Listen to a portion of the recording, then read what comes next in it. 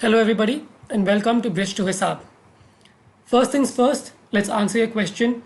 What is Bridge to Hisab? Bridge to Hisab is a digital ledger that allows you to track and record all your transactions. These transactions can be added as an income or an expense. You will also need to add a party type or an association to link these transactions to. This will make it convenient for you to track all these transactions and to whom these have been made. You can also take out reports on all the transactions that you have entered. Let's begin. This is how the home page of Bridge to Hisab will look like. On the top of the screen, you have a summary of all your transactions.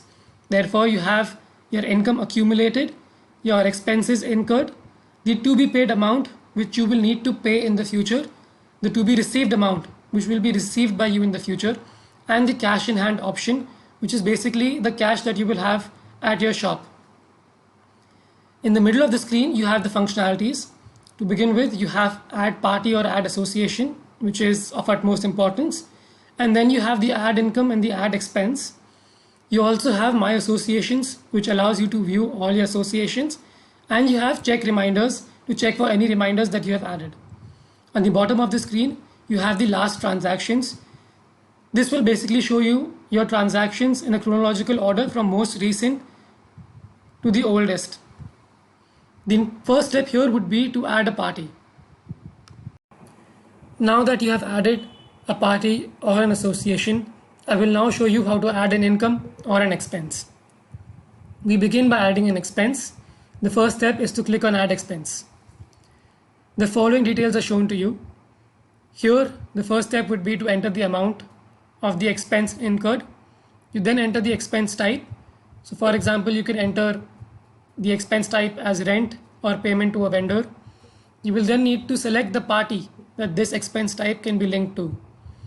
You then have the option to select whether the amount has been paid or not. In case the amount has not been paid and needs to be paid in the future, you can set a reminder. This is what entering all the details would look like. Please note that once you click on amount paid, you also have the option to register whether the entire amount has been paid or only a partial amount has been paid. In this case, the entire amount has been paid. When you add the amount paid, you also have the option to record whether this has been paid or transferred via bank or via cash.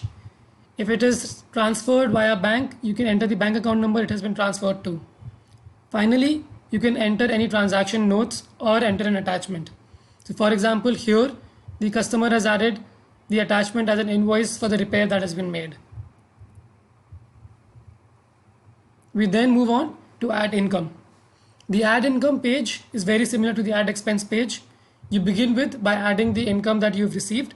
In this case, it is 20,000 rupees and the transaction date. You again then add the amount, the type of income this is. So here it is rent received, and then you add the party type. You then add whether this payment has been received or not, and if received, how much has been received. In this case, again, the entire amount has been received.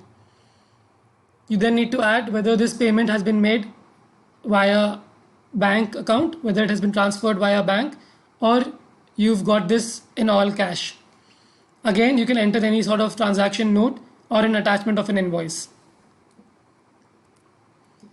Once you have added this income, you will then be shown a transaction added successfully pop up. You can send a reminder or you can send the confirmation via WhatsApp, SMS or email.